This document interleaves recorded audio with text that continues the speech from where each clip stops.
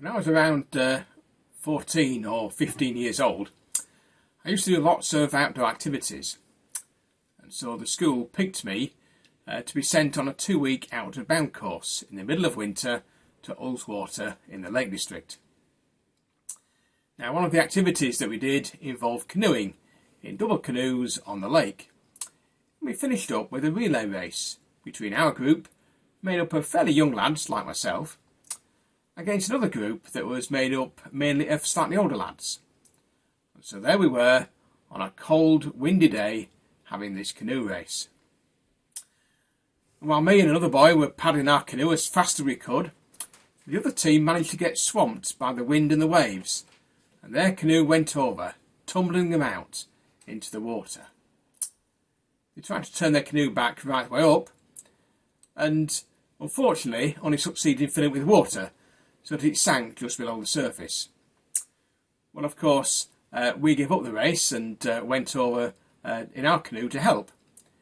And as they reached out, shouting for help, we directed them to hold on to the ends of our canoe until the rescue boat had come to take them in.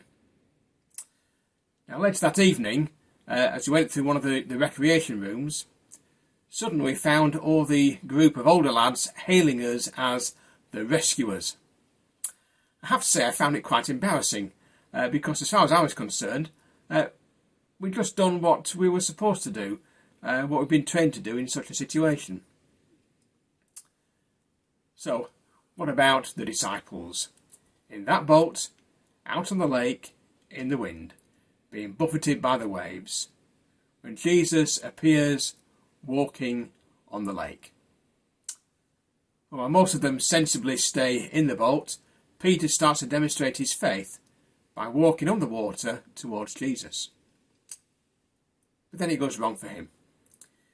You know how when you don't like heights and are walking near a big drop and you're told, don't look down? Well, that's what he did.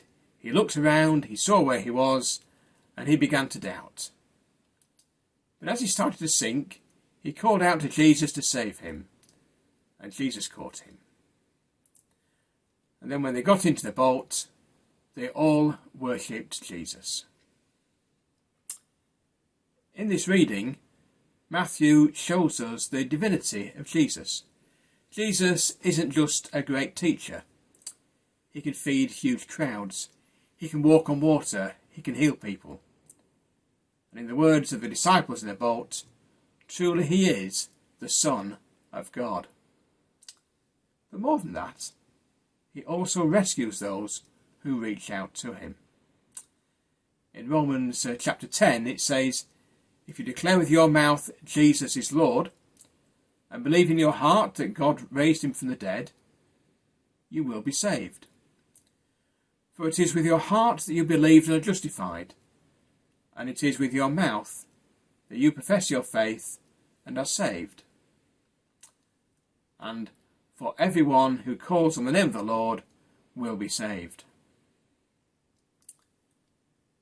And as a church, this is the message that we broadcast. Jesus is Lord, and Jesus saves. Sometimes we do it in preaching. Sometimes we do it by putting up flags and notices and banners around our building, or even by painted rocks in places like Grantham and even Skegness. But most often we do it by each of us just being there when someone reaches out shouting for help. I said in the story that I began with that I was embarrassed to be hailed a rescuer by that group of older lads, because I was just following what to me was normal procedure for helping people who capsized. But for them, we had provided a place of safety when their friends needed it. And I think that this is another picture of what church is.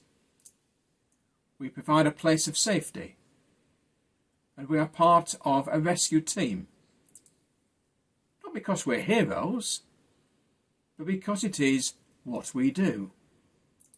We are part of God's rescue team. We show the way to God for those who are looking. We are the hand of God that people reach out for to save them from sinking. We are the church. Amen.